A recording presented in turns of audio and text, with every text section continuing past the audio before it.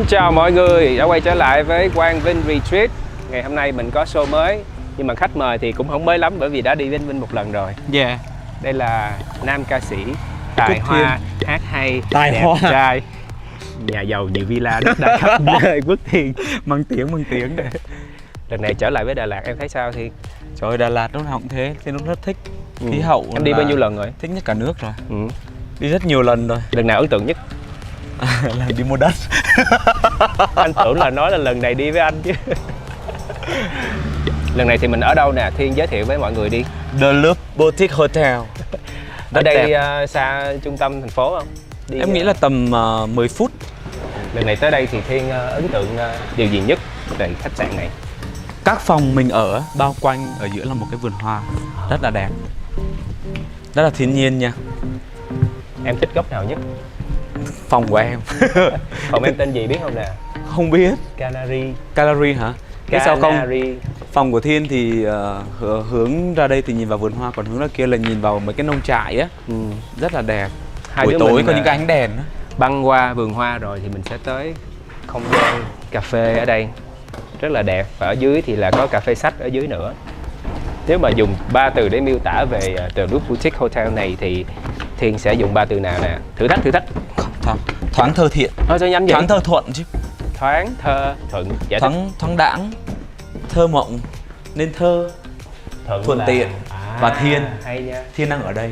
Vậy thì cảm giác của Thiên lúc này khi ở tại The Loop thì thấy sao? Thực ra tối hôm qua thì có một cái giấc ngủ rất ngon. Chưa bao giờ ngủ sớm lúc 9 giờ mấy luôn đó.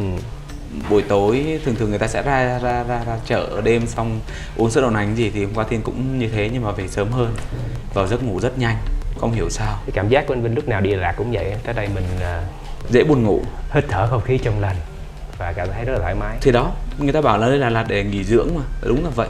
Thôi trở lại vấn đề chính, tại vì phần này anh Vinh muốn là khán giả phải hiểu rõ về nhân vật khách mời hơn, phải hiểu rõ về Quốc Thiên hơn. Bộ phim gần đây mà Quốc Thiên xem là phim gì? John Wick. Quyển sách gần đây mà Thiên đọc? Người đua diều. Người đua diều của ai? Chị Phương Linh chọn tặng cho em, nói về Iraq, Iran đó. Bài hát gần đây mà Thiên nghe thích nhất? Cây táo nở hoa của Hồ Tiến Đạt. Khoe một tài lẻ hoặc một sở thích đặc biệt của Thiên. Sao cười? Nhanh, 5, 4, Sở thích đặc biệt 2, hả? 1. Tập gym thôi chứ không có gì khác. Thiên có yêu thích du lịch không? Em rất thích. Địa điểm thích nhất của Thiên trong và ngoài nước nè? Ở trong nước hả? Phú Quốc. Đất nước? Ngoài nước thì em nghĩ là Hawaii đều là biển. À vậy là trả lời câu kia anh đừng hỏi theo luôn rồi. Đúng không? Đừng hỏi luôn, biết luôn. Văn hóa hay là ẩm thực nào mà Thiên đặc biệt thích ngoài Việt Nam? Nhật. Điểm qua một vài thành tựu mà Thiên cảm thấy là mình tự hào nhất trong sự nghiệp của mình. Sự nghiệp của em thì có chưa giải quán quân Việt Nam Idol 2008 năm thứ 2, mùa thứ 2 nè. Rồi gần đây nhất là quán quân cùng với Đỗ An chương trình Trời Sinh Một Cặp. Wow. 3 bài hát mà Thiên cảm thấy yêu thích nhất trong sự nghiệp của mình? Chia cách bình yên, mong anh tình về và lạc. Ok. Rồi cái phần này phải trả lời thiệt nhanh nha. Dạ. Chó hay mèo? Chó. Trời nắng hay trời mưa? Mưa. Tắm biển hay leo núi? Biển. Thích chơi game hay là chơi thể thao? Thể thao. Bóng đá hay xem phim? Xem phim. Thích thức khuya dậy trễ hay dậy sớm ngủ sớm? Dậy sớm ngủ sớm, rất lành mạnh mà. Hướng nội hay hướng ngoại nè? Hướng nội. Gia đình hay là xã hội? Gia đình. Là người tạo không khí hay là hòa vào không khí chung? Tạo không khí. Chọn tình yêu hay sự nghiệp? Sự nghiệp. Khí thế ghê. Đây mọi người cũng có thể thấy là một cái view rất là đẹp, hai anh em đang đứng ở đây. Còn 10 câu nữa thôi Thiên. Trời nhanh quá nha. Đó là Thiên là người sống vật chất đúng không? Vật chất. Yes hay no? Yes. Quốc Thiên là người dễ vui dễ buồn? Dễ vui. Thiên là người thích giải sầu bằng bia rượu? Đúng. Quốc Thiên là người không sân si với thiên hạ, tránh xa scandal? Những năm gần đây là vậy. Thiên sẽ yêu từ cái nhìn đầu tiên? Đúng. Mua hàng mà không nhìn giá? Cái nào mình thích thôi. Thiên thường làm theo con tim hay lý trí? Chọn con tim hay là nghe lý trí tóc tiền? Ấy lộn. Có lý trí. Thiên đang độc thân đúng không? Dạ. Quốc Thiên đang chuẩn bị cho một dự án âm nhạc mới. Đúng. Là Quốc Thiên đã từng hối hận khi theo đuổi nghề ca sĩ. Cũng có lúc. Bây giờ phần tiếp theo anh Vinh sẽ hỏi Thiên là what if, nếu mà Thiên không phải là ca sĩ thì Thiên sẽ là Chăn nuôi á, nuôi heo á. Ok. Nhà em 3 đời nuôi heo anh. Nếu được trở thành một người, Quốc Thiên sẽ trở thành ai? Một người. Em mới xem John Wick, em muốn thành John Wick. Ok. Nếu có trong tay thật là nhiều tiền, Quốc Thiên sẽ làm gì? Làm từ thiện. Ok. Hơn một nửa gia tài đó. Em hứa với lòng như thế. Nếu sở hữu một siêu năng lực, Quốc Thiên sẽ muốn mình có siêu năng lực gì? Có một cái cánh cửa thần kỳ để đi Đồ qua để chỗ này mở. kia. Để khỏi phải mất thời gian di chuyển. Nếu được thay đổi một bộ phận trên cơ thể, Quốc Thiên sẽ muốn thay đổi điều gì? Chân á, chân dài ra. Anh cũng muốn luôn nha. Yeah. Nếu được thay đổi quá khứ, Quốc Thiên sẽ muốn đổi điều gì? Thiên, cái này nói hơi cá nhân thôi, là Thiên mong mẹ Thiên không mất sớm như thế. Ok. Nếu chỉ còn 24 giờ để sống, Quốc Thiên sẽ làm gì cùng với ai? Sẽ về với gia đình và sống thật ý nghĩa những cái phút giây với gia đình. Nếu được chọn ăn tối cùng với một thần tượng mà Quốc Thiên yêu thích thì nhân vật đó sẽ là ai? Bây giờ hả? Ngay lúc này đúng không?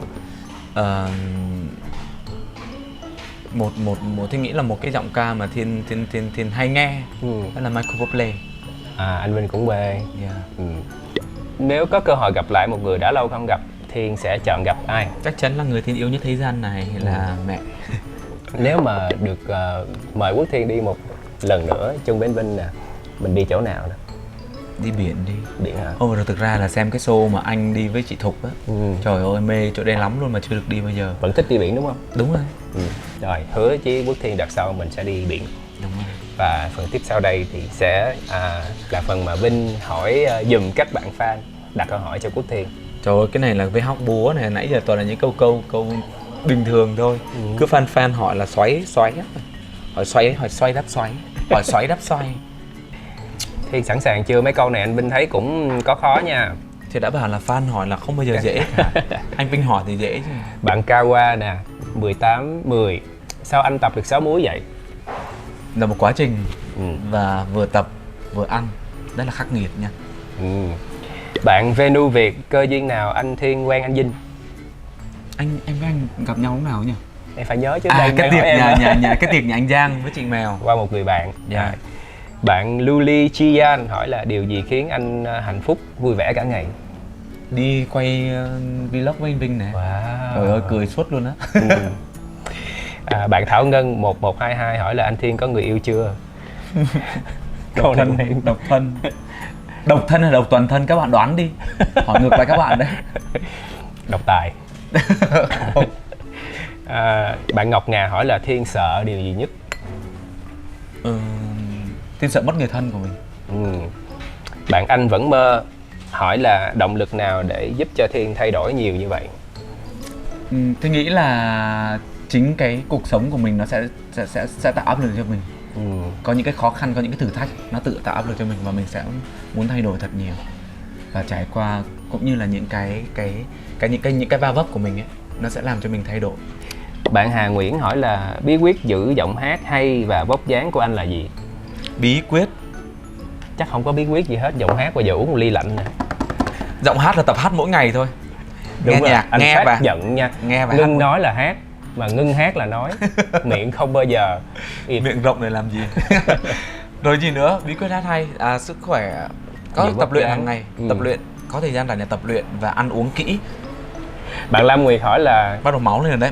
Thiên mua thêm villa nào mới chưa? Đi Đà Lạt này đi với anh Vinh nè, anh Vinh mua 3 căn thì Thiên mua 1 căn. Bạn Dư Leo hỏi là dự định về âm nhạc hoặc là kế hoạch gần nhất của anh trong năm nay là gì? Một sản phẩm được đầu tư hoành tráng. Các bạn nhớ đón xem nha. Và bạn Cupid hỏi là người yêu lý tưởng của Quốc Thiên sẽ cần những tiêu chuẩn nào? Thiên thực ra cái này mình thay đổi theo thời kỳ lắm, giai đoạn lắm. Lúc này Tức mình cần như là này. Thiên rất là nhiều bồ nha. Không, lúc này mình sẽ cần cái người như thế này ở bên cạnh mình, những cái lúc khác mình sẽ cần những cái kiểu người khác. Có những lúc mình cảm giác mình mệt mỏi quá thì mình cần một cái người có thể chia sẻ được với mình, có thể nấu cho mình một bữa ăn ngon, rồi Quan tâm tới Thiên.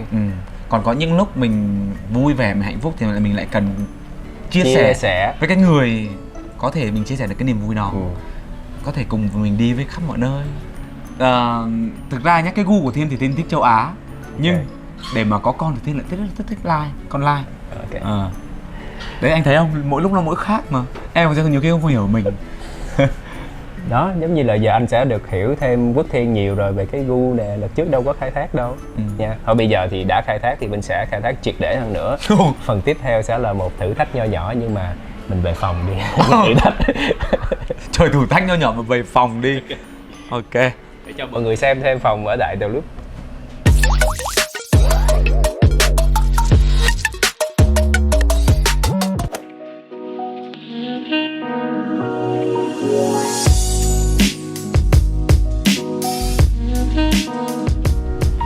Tiết thích quá à. Đây, bây giờ mình đi về phòng đi để cho các bạn xem phòng đây. Welcome to Quốc Thiên room. Ta phòng Canary 1,7 triệu nha mọi người. Tổng tiền đầu tư cho trang phục lần này là 500 triệu mà mua ở chợ Bến Thành nha quý vị. Bớt Mua chợ Bến Thành mà. Anh đố Tiên là khách sạn ở trên Đà Lạt có cái điều gì đặc biệt? Em cũng thấy có cái đặc điểm đặc biệt đấy là không có máy lạnh. Sao biết hay vậy? Thì có được bật đâu. Buổi trưa này thì không cần bật máy lạnh vẫn mát như thường ha. Rồi mình sẽ làm phần tiếp theo là phần thử thách lục giỏ của Quốc Thiên. Để công bằng thì cũng lục túi Văn Binh luôn. Nè, túi của em nè. Đây. Có gì tiếp vô. Đấy. Cái này là một món rồi, cái phải 50 món. Đây là Louis Vuitton Nigo, anh Vinh thích bộ sưu tập này limited edition giống anh Vinh. Còn em là Celine. Thích Celine Dion. Món thứ hai là cái ví. Anh Vinh cũng ví. Ví anh Vinh lại cũng phải to hơn em gấp đôi. Ví anh này... Vinh thích giữ tiền cho nó thẳng cho nên Vinh sẽ xài ví thẳng. Em thích để nhiều tiền nhưng mà gọn. Ok. Nghe đồn Vinh có cái bao passport rất đẹp, không biết có mang cái passport đi không ta? Sao biết? Trời ơi, anh Vinh đồn cho em mà bảo Thiên Anh vừa mới mua được cái này cái kia mà. Wow. The passport tại Vinh thích cái màu xanh lá cây này. Em thích màu xanh lá cây lắm, mà xanh nước biển. Anh có thể tặng em một cái được không? Ok. Gài hàng nha. 2 món, 3 món rồi nha. Ok. Món thứ 3 đố anh có rồi nè. Cái gì vậy? Nước hoa. Nước hoa. Mấy đo nhiệt độ.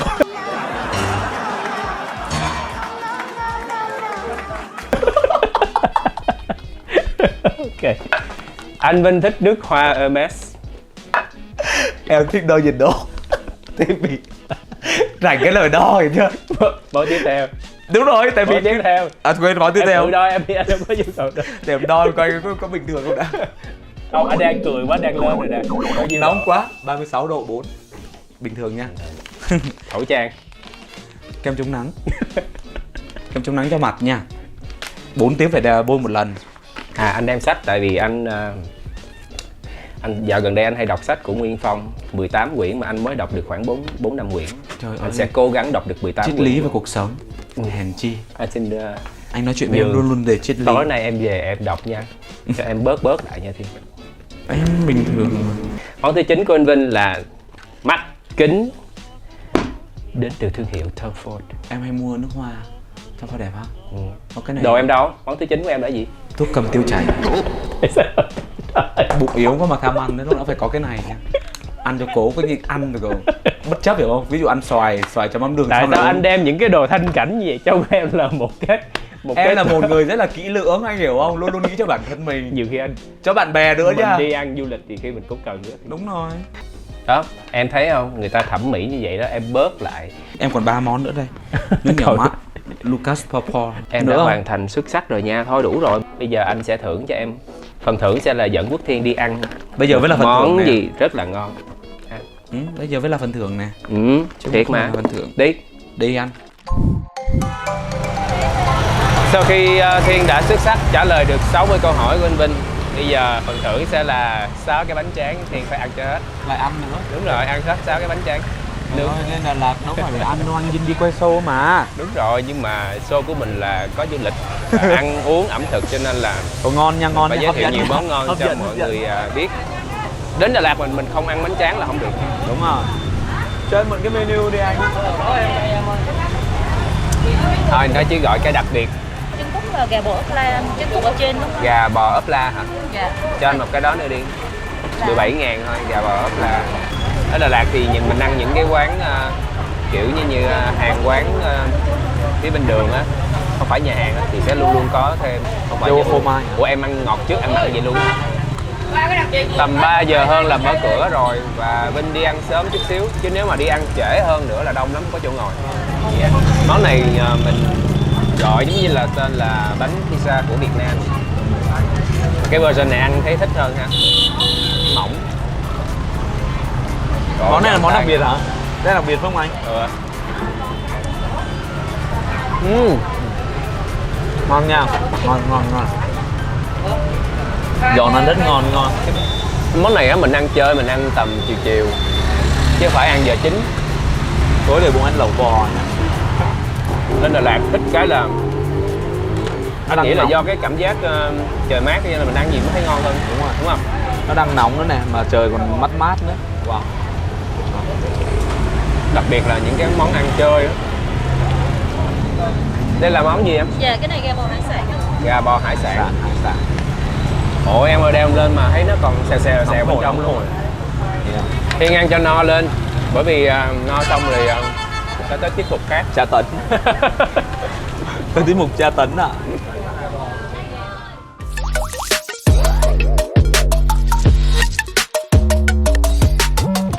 Mọi người biết không, đâu phải dễ mà mình mời được Quốc Thiên có một cái buổi tea time với lại Quang Vinh. Anh cứ làm nghiêm trọng lên đi. Mấy cái buổi tea time thì khó chứ buổi nhậu thì dễ lắm. Đó, em nhậu hoài cho nên thôi bữa nay đổi qua mình uống trà đi. Trong một cái không gian đẹp như thế này và thời tiết rất là dễ chịu ở tại Đà Lạt. Đi với Thiên nhiều thì anh Vinh thấy khi nào mà Ngưng nói thì Thiên hát. Khi nào mà Ngưng hát thì Thiên lại nói. Thành ra anh nghĩ là em rất là cởi mở với mọi người, rồi đi chơi với em rất là vui vẻ, cái năng lượng cũng rất là tốt. Thì tại sao em nghĩ là em là người tốt nội tâm? Thì lúc mà em ở một mình thì em lại rất là hay suy nghĩ. Em suy nghĩ rất nhiều. Đôi khi có một câu nói nào không vui của người khác nói dành cho mình, nhiều khi nói là bâng cua thôi, cũng làm cho mình buồn. Tại vì anh tò mò muốn biết một Quốc Thiên trước khi đăng quang Việt Nam Idol thì cái ước mơ hồi nhỏ của em có phải là làm nghệ thuật, làm ca sĩ không? Giống như anh Vinh thôi, hồi bé em rất thích hát. Nhưng mà không có điều kiện để đi vào nhà thiếu nhi. Tại vì em sống ở quê thì bố mẹ làm rẫy rồi chăn nuôi, nên là cũng quen đồng áng, rồi có những cái dòng suối Country rồi. boy. Đúng rồi. Xuống đó về nhất là những cái ngày hè, đó là những cái ký ức đẹp luôn đó. Có nghĩa là Đúng. cứ đi cùng với nhóm bạn đi đá banh đá bóng xong Một mạc đơn sơ, đi xuống suối để tắm, bắt cua bắt cá, xong về cho mẹ nấu đồ ăn cho ăn. Như Những vậy. cái gì người ta đưa vào sách vở đều là những cái cuộc sống thật của thiếu nhi ở dưới quê. Và được đi hát nữa. Em nhớ là từ thời mẫu giáo nó đi hát rồi, cũng đi thi rồi. Thì đến những đạt giải nhất. nó mà đạt nhất. Tới Nhưng bây mà- giờ là Quốc Thiên vẫn luôn luôn đạt giải cao nhất nha mọi người trong tất cả các cuộc thi. Thôi Em nói thấy mình thế. may mắn không? May mắn là một chuyện, và cái việc mình cố gắng cũng là cái thành quả của mình nữa. Trong gia đình Thiên có bao nhiêu anh chị em ta? Và 6 ạ. Thiên thân nhất với người nào? Thiên thì 6 anh chị em, thân nhất là với chị cả. Và không ai theo nghệ thuật cả. Cũng thích hát đấy. Mỗi lần đám cưới dưới quê hay đám tiệc gì là lên nhảy lên hát dữ dội lắm. Cả gia đình đều thích hát hết. Yeah. Nhưng mà em có sinh hoạt trong một cái câu lạc bộ hay là đi học thanh nhạc ở đâu không? Em ở dưới quê thì chỉ là có ca đoàn giáo xứ thôi. Là mình tham gia các hội đoàn luôn. Đúng rồi, dần rồi lớn lên thì là ca đoàn để hát những cái bài thánh ca dâng lễ. Vậy là kỷ niệm đẹp nhất của Thiên về thời thơ ấu vẫn là gắn bó với âm nhạc. Âm nhạc, bất kỳ môi trường nào, từ cho nhà thờ, tại vì Thiên là có đạo, từ nhà thờ đến công việc học tập của mình. Rồi sao? Rồi cái năm mà Thiên đi thi nè, rồi có áp lực gì không? Lúc đó em như thế nào? Dạ, tính cả học đường là kiểu học sinh, sinh viên thi với nhau thì cũng chưa nhiều kinh nghiệm. Trước đó thì cũng đi hát mấy cái tụ điểm cho sinh viên 80.000 một buổi. Wow, đáng nhớ ha. Hát bạt giọng luôn đó. Xong rồi những ngày nào mà lấy tiền xong chị rủ mấy đứa hát chung á, đi ăn một tô cháo rồi uống ly chè là hết tiền. Sinh viên đã nghèo chứ mặc dù chơi sang lắm. Thiên có nghĩ là những cái câu chuyện mà nhiều khi mà nó hơi buồn và nó cam khổ một chút xíu mình lại nhớ lâu hơn là những cái vui của mình không? Đúng rồi, nhớ rất lâu. Anh hay nhắc lại là những cái lúc mà anh cực khổ hồi xưa hay gì đó, anh nhớ hoài những cái kỷ niệm đó. Nó mình giống như mình trân trọng cái khoảnh khắc đó để mình có cái hiện tại của mình ở đây. Thì người ta vẫn nói là cuộc đời mà khổ nhiều hơn chứ vui. cái vui thì nó lại qua nhanh nha. Đúng rồi, nó Rồi, không có rồi thấm sau thía, đúng cái không? giây phút mà em đăng quang Việt Nam Idol rồi sau đó có áp lực không? Cũng là bất ngờ luôn. Em thời lúc đó 20 tuổi thì em nghĩ nhá, đến bây giờ vẫn nghĩ là như thế. Có nghĩa là những cái bạn mà có xuất phát điểm từ thành thị ấy, thì người ta sẽ trưởng thành hơn em. Họ có một cái suy nghĩ, một cái thế giới quan phong phú hơn. Còn khi mà ở xuất phát điểm từ tỉnh lẻ thì không có nhiều điều kiện tiếp xúc với những cái phát triển thời đó, thì em cảm giác em hơi bị rụt rè, không có nhiều kinh nghiệm. Và cái vốn về việc hát, về âm nhạc chính là cái điểm yếu của em. Thì chính vì vậy em không tự tin. Vậy á, không tự tin. Đăng ký đi thi là chỉ có mong muốn là được vô top 10, top 5 để mang cái tên là Quốc Thiên Idol top 5 này kia để đi hát thôi. Để có cho cái cuộc sống sinh viên nó đỡ khó khăn hơn thôi. Chứ em không nghĩ rằng là cái việc mình đi hát chuyên nghiệp là một cái việc trọng đại của đời mình, của cuộc sống của mình ấy. Nhưng mà lúc có giải rồi nè, giải cao nhất luôn thì tự tin hơn. Tự tin vui chứ, tại vì gọi là cứ giờ ương thế nào thì lại được trao cây kiếm. Tha hồ vung vẩy. Thì rất là bất ngờ, rất là vui. Và thì chính cũng như em nói là sau thiếu kinh nghiệm xong thì đạt giải xong cũng bị dậm chân tại chỗ và không có cái chiến lược rõ ràng và không có cái đường hướng cho mình ấy. Nên là cũng không hiệu quả lắm khi mà có được cái giải thưởng trong tay. Hoặc là thời gian đấy nhạc Việt Nam bắt đầu nó đang chuyển hướng thành nhạc online nhiều á. Mình không có sự chuẩn bị. Nên là cũng gặp rất là nhiều khó khăn. Nhưng mà cho tới thời điểm hiện tại anh gặp Thiên thì anh biết là Thiên là một ca sĩ mình vẫn ra bài đều đặn, vẫn chọn những cái dòng nhạc mà em yêu thích rồi em theo đuổi, em ra album bằng mọi hình thức. Anh thấy em cũng xuyên ra MV rồi lyrics rồi các kiểu cũng làm thường xuyên. Ngồi với Vinh hiện tại thì Quốc Thiên đã trong anh Vinh đã là một người thành đạt rồi. Thì dĩ nhiên anh em mình đã có khán giả của mình thì mình đã gọi là người thành đạt rồi. Nhưng cái sự mà mong muốn của mình em nghĩ nó phải hơn. Có thêm những cái bài hit mới, bài hit có được nhiều quý vị khán giả yêu mến hơn nữa. Tại vì đối với em cái đấy là cái điều mà em đau nhất. Tại vì cũng 10 năm rồi nhưng mà em vẫn chưa, theo cái tính từ bây giờ đang gọi là chưa đá cái nư của mình, là mình vẫn đang còn bị lông bông, mình vẫn đang còn bị chưa nhất quán cái con đường đi của mình ấy. Thiên trên báo chí, trên Facebook hay trên Instagram thì Thiên show body rất là nhiều, tự tin với body của mình. Rồi bây giờ nói đi làm sao nè, cái sự tập luyện và cái sự rèn luyện cũng như là cái quá trình như thế nào mà để được như Quốc Thiên. Cái việc tập gym này em đã tập từ 7-8 năm trước rồi. Trong một cái lần một người bạn make up của em. Trước đó thì sao? Trước đó là em gầy, rất gầy, sinh viên đói ăn luôn á. Cái mặt hốc là hốc. 7 năm trước nha mọi người. Hành trình mà đẹp như Quốc Thiên là mọi người phải trải qua 7 năm. Nhưng mà mấy năm là mấy năm đầu em không có tập, không có tập nhiều. Những cái năm mà tầm 4 năm trở lại đây này, bắt đầu em khám phá nhiều hơn về cái môn gym này.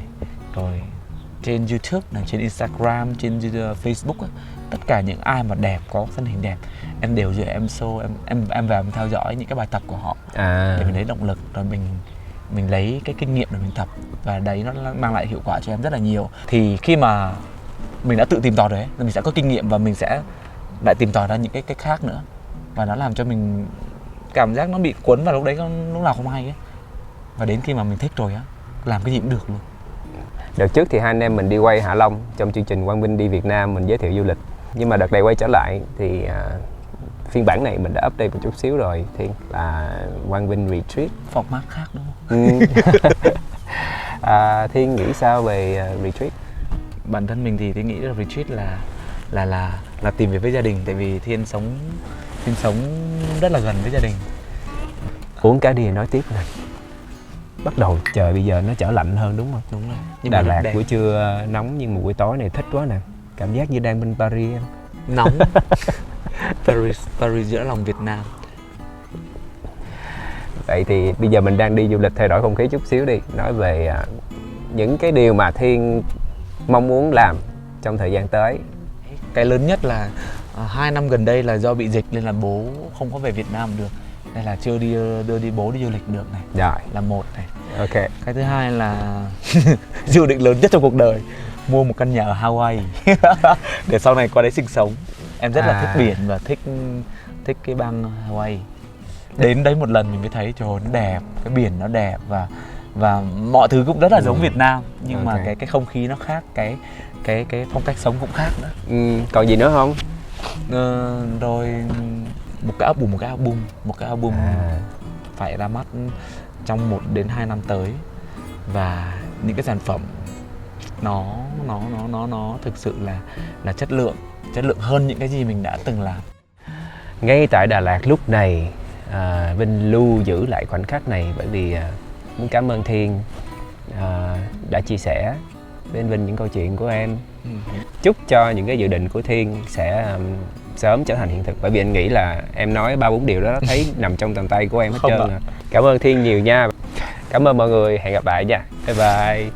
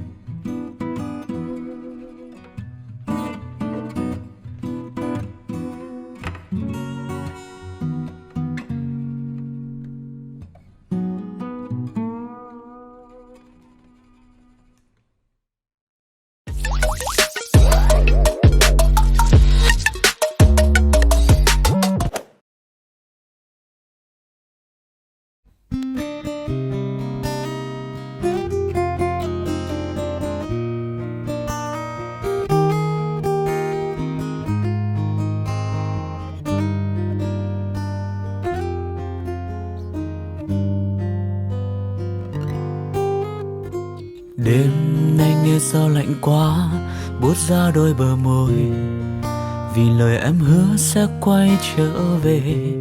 Đợi hỏi em trong u mê, biết em giờ phương trời nào.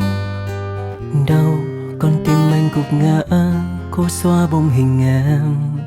Dù tình yêu đó mong manh hy vọng, đành vội chôn bao yêu thương bước đi. Dù lòng anh vẫn nhớ em đến từng đêm, nhớ em đến từng giờ, chờ một giấc mơ em sẽ quay về. Sưởi ấm trái tim cô đơn từng ngày, loay hoay từng đêm không biết về đâu. Nếu như một ngày mai em không quay trở lại, thì lòng vẫn yêu em mãi không thôi. Khi đã yêu một người, nguyện lòng yêu mãi thôi, sẽ chẳng đổi thay dù em không quay về.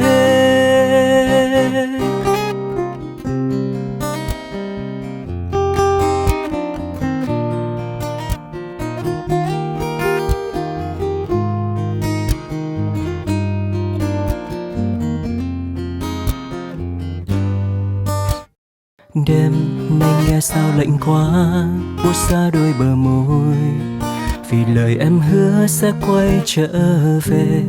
Đợi hoài em trong u mê, biết em giờ phương trời nào. Đau con tim anh gục ngã, cố xóa bóng hình em. Dù tình yêu đó mong manh hy vọng, đành vui chôn bao yêu thương bước đi. Dù lòng anh vẫn nhớ em đêm từng đêm, nhớ em đến từng giờ, chờ một giấc mơ em sẽ quay về. Sưởi ấm trái tim cô đơn từng ngày, loay hoay từng đêm không biết về đâu. Nếu như một ngày mai em không quay trở lại, thì lòng vẫn yêu em mãi không thôi. Khi đã yêu một người, nguyện lòng yêu mãi thôi, sẽ chẳng đổi thay dù em không quay về. Nhớ em đến từng đêm, nhớ em đến từng giờ, chờ một giấc mơ em sẽ quay về. Sưởi ấm trái tim cô đơn từng ngày, loay hoay từng đêm không biết về đâu. Nếu như một ngày mai em không quay trở lại, thì lòng vẫn yêu em mãi